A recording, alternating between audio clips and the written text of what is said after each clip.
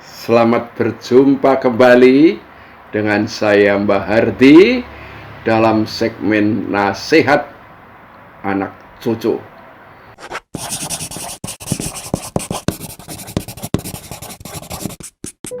Anak cucu, generasi muda penerus bangsa dan saudara-saudara, hari ini saya akan mengajak saudara sekalian untuk membahas soal harta warisan.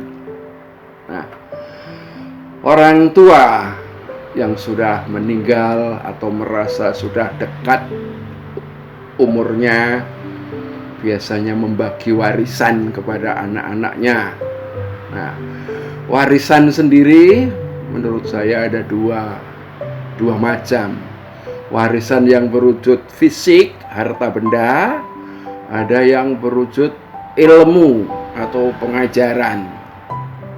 Nah, maka ada orang tua yang membagi hartanya masih hidup kamu ke anak-anak. Nah, kalau zaman perjanjian lama di mana orang-orang Israel memasuki tanah terjanji, tanah itu sudah dikapling-kapling menjadi 12 menurut sukunya, lalu diundi. Nah, nomor 1 dapat siapa, 2 sudah dikapling. Jadi tidak ada yang merasa iri atau merasa tidak adil karena sudah diundi.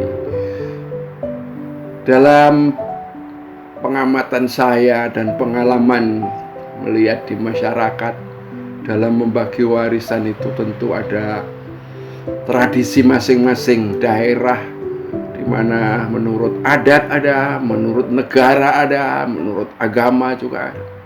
Nah, tergantung prinsip keadilan mau dihidupi yang mana. Nah, saya pernah mendengar seorang tua yang sudah meninggalkan harta rumah, tanah, mungkin juga deposito dan macam-macam, dan dibagi pada anak-anaknya. Ternyata dalam pembagian itu ada yang tidak mau menerima karena merasa sudah dibesarkan, disekolahkan tinggi, sudah punya pekerjaan dan macam-macam.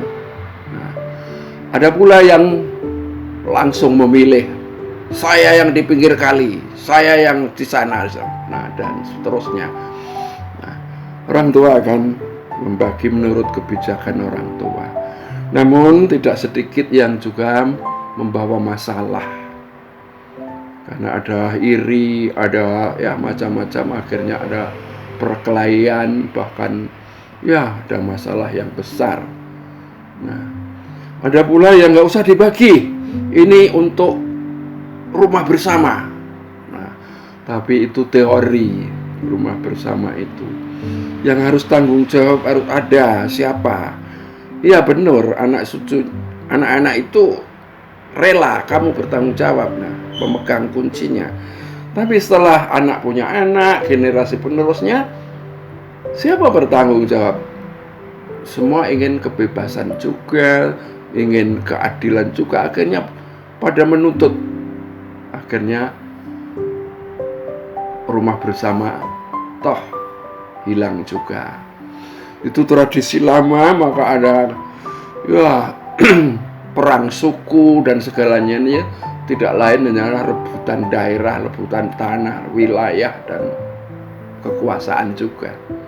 Saya tidak membahas itu saudara-saudara, tapi saya akan meningkat lebih lanjut yang saya sebut harta tidak fisik berwujud ilmu atau pengajaran. Nah, mungkin juga yang lain-lain itu tidak nampak tapi bisa diturunkan juga.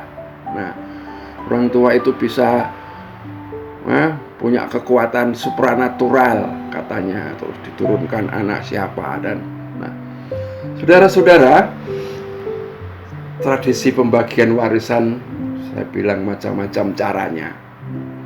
Saya akan mengajak kita sebagai orang beriman, sebagai warga gereja, setelah Yesus wafat,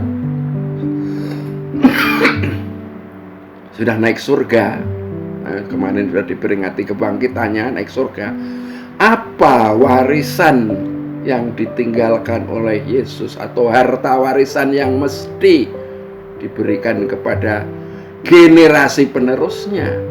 Nah, tentu ini kalau kita sadari akan membuat kita semakin terpacu untuk menghidupinya. Menurut saya, warisan yang ditinggalkan oleh Yesus ya ada dua macam tadi. Ya, tentu yang pertama-tama berwujud ilmu, ya, pengajaran suci, pengajaran keutamaan, pengajaran soal keselamatan, bagaimana bisa dicapai, bisa ditempuh dengan cara apa. Nah, ternyata dalam inti pengajarannya, pengajaran Yesus kita sudah tahu. Nah, tapi anak cucu generasi penerus sering hal ini dicuekin. Nah, katanya sudah ketinggalan zaman. Nah, apa itu? Sabda pengajarannya yang paling penting itu hukum. Tapi hukum cinta kasih. Ya. Hukum cinta kasih sudah diwartakan sejak zaman dulu. Nah, tinggal menghidupi. Dan kalau harta cinta kasih, harta rohani itu sudah diberikan, nggak ada yang mau ngerebut. Itu anehnya. Kalau harta duniawi, ya, harta fisik ini masih ada yang iri, yang merebut, yang pengen yang ini itu. Kata harta rohani, cinta kasih diberikan kepada semua orang.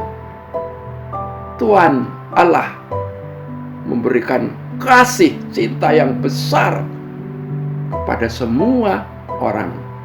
Bukan hanya orang Kristiani, tapi semua orang diberikan harta rohani berwujud cinta kasih. Hanya cara menanggapinya, cara menerimanya memang macam-macam. Ada yang dengan sukacita menerima kasih Allah dan dihidupi dengan gembira, dengan semangat. Ada yang acuh tak acuh, cuek, apa cinta kasih? Gak bagian kasih juga makan. Ekstrimnya sering begitu. Ada yang cuek, ada yang menolak. Nah, ini jadi letak atau cara menanggapinya yang lain, tapi semua diberikan sama.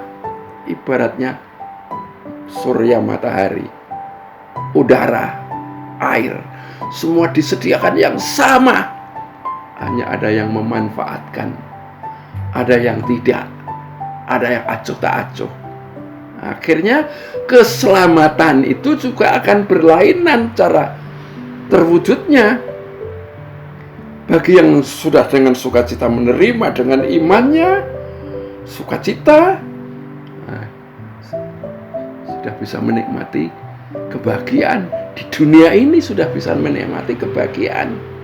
Karena keluarganya juga rukun, ya, semua rendah hati, tidak ada yang merengek-rengek atau protes, ya, karena menghidupi cinta kasih. Nah, saudara-saudara tahu cinta kasih itu macam-macam wujudnya. Loh, cinta kasih kok pakai wujud? Ada wujudnya, yaitu sabar, ya, tidak iri hati, tidak mendam dendam, mudah mengampuni, ya, dan sebagainya. Itu harta yang tidak bisa direbut oleh orang. Nah, bahkan banyak orang yang menolak, berat harta kayak gitu. Nah, saudara-saudara, anak cucu generasi muda penerus bangsa, kita hidupi hal itu, ya. Kita dimanapun berada, apapun agamanya, apapun sukunya, karena Allah telah memberikan cinta kasih yang besar kepada kita semua. Syukur kita terima dengan, ya, ucapan syukur. Dan kita hidupi pula, langsung kita bisa mempraktekkan cinta kasih seperti kemarin yang sudah dibahas. Kalau cinta kasih itu dihidupi, nampak dalam sapaan yang mesra, sentuhan yang lembut, orang dihargai, dipuji, dilibatkan. Itu bentuk wujud cinta kasih yang akan membawa kebahagiaan. Itulah sedikit yang cinta kasih, yang adalah ajaran Nabi Isa alaihissalam, ajaran Yesus Kristus. Nah, nanti harta yang fisik kita bicarakan lain kesempatan, karena ada harta yang fisik yang ditinggalkan oleh Yesus itu. Nah, nanti wujudnya apa? Kita bahas, kita renungkan kali waktu. Demikian dulu. Sampai jumpa di lain kesempatan. Semoga kita semua diberkati Allah yang Maha Kuasa. Hidup kita sejahtera, bahagia, sehat, selamat. Amin.